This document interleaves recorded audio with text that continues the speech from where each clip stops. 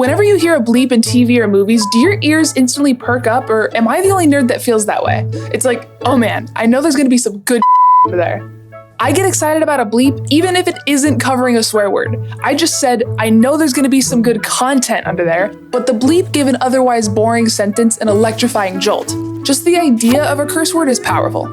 So today, we're gonna explore the strange power of profanity, the evolution of everyone's favorite swear word, and why swearing is actually good for you. Yes, you heard me right. Swearing is not only fun, it has its health benefits. Now dust off your F-bombs, know-it-alls. I'm about to land all of us in detention. You all just got yourselves detention after school. Oh, fuck! Hi, my name is Bella, and you might know me as Jayus from TikTok or YouTube. But you're about to know me from this podcast, KnowItAll. And each episode, I'm gonna help you become a know-it-all about something new. Here we go.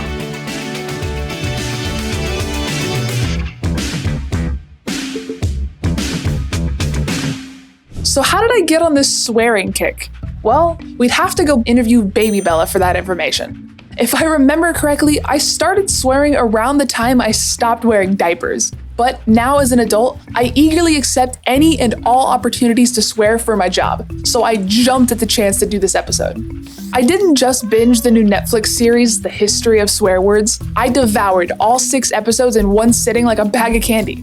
First of all, it's hosted by Nicolas Cage, and Nick Cage in a smoking jacket talking about swear words is always a win in my book.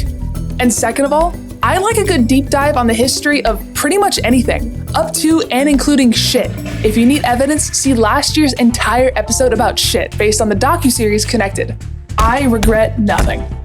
And third, I love to swear. It's hard to explain, but swearing just makes everything better. Plus, curse words tend to be ideal multi-purpose words. They're like Swiss Army knives, perfect for all occasions. Sorry, I meant many occasions without kids, parents, and authority figures in attendance. What the fuck are you talking about? Before we get too deep into the benefits of using profanity, and there is a lot, first, I need to share something interesting I learned about everybody's favorite curse word, and I'll give you a hint. It starts with F. Say it with me on the count of 3. 1, 2, 3. Great job! Now, put $5 in the swear jar. So let's kick off Swearfest with a bit of F-word history, based on acronymic etymology. You know what that means, know-it-alls? I just got a word alert. An acronym is an abbreviation formed from the initial letters of other words and pronounced as a word, like NASA or DARE. And etymology is the study of the origin of words and the way in which their meaning has changed throughout history.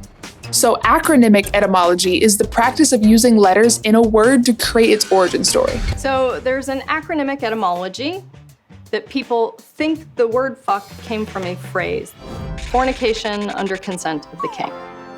The idea is that when people in the Middle Ages got married, they had to go to the king, they had to ask for permission to have sex. Don't stop! But my lord, you've given your consent. Very well then.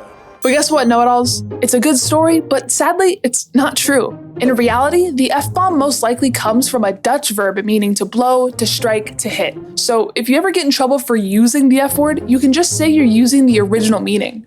And it's important to keep in mind, a swear word today is not necessarily a swear word tomorrow. Our language is ever evolving, so words can change, add meaning, or fall out of use. And the potency of a particular obscenity can diminish with time. A good example of this is crap. Most of us have no problem using that word under any context, but the S word, otherwise known as SHIT or is less acceptable in polite company, even though it means the exact same thing. So give it a couple hundred years and you'll probably be hearing a lot more on TV.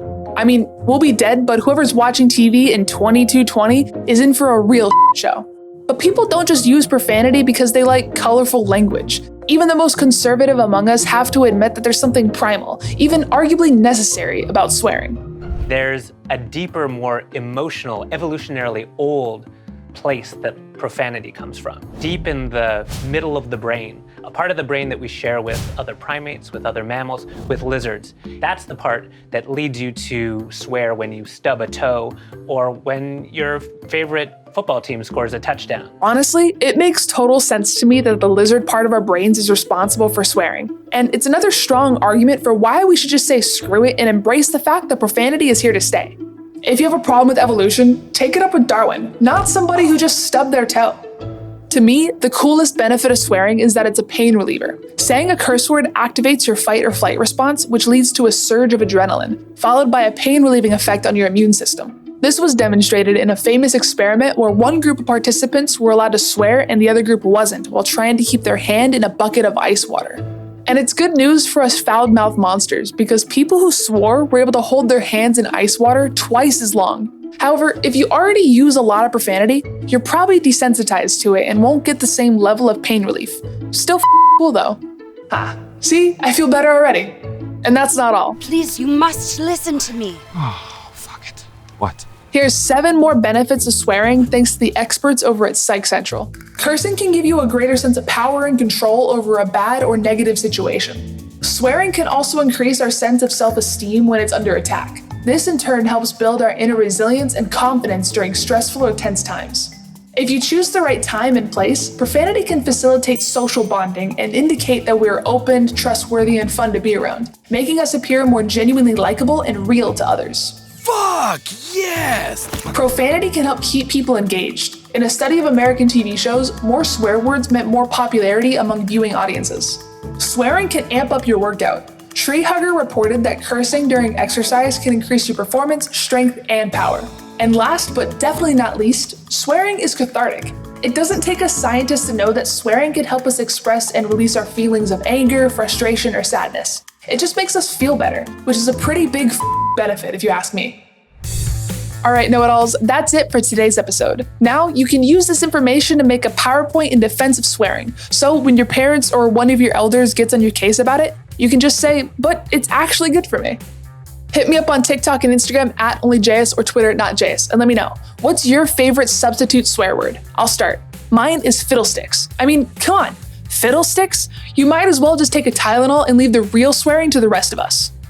If you're listening to KnowItAll on Spotify, don't forget to follow the podcast. You can get notified about new episodes each week. Just tap on the following button and turn on Get Notified of new episodes. Curious what the next episode of KnowItAll will be about? I'll give you a hint. Unless you're a business tycoon or an heir to a dynasty, you probably can't afford to live in this glamorous bubble.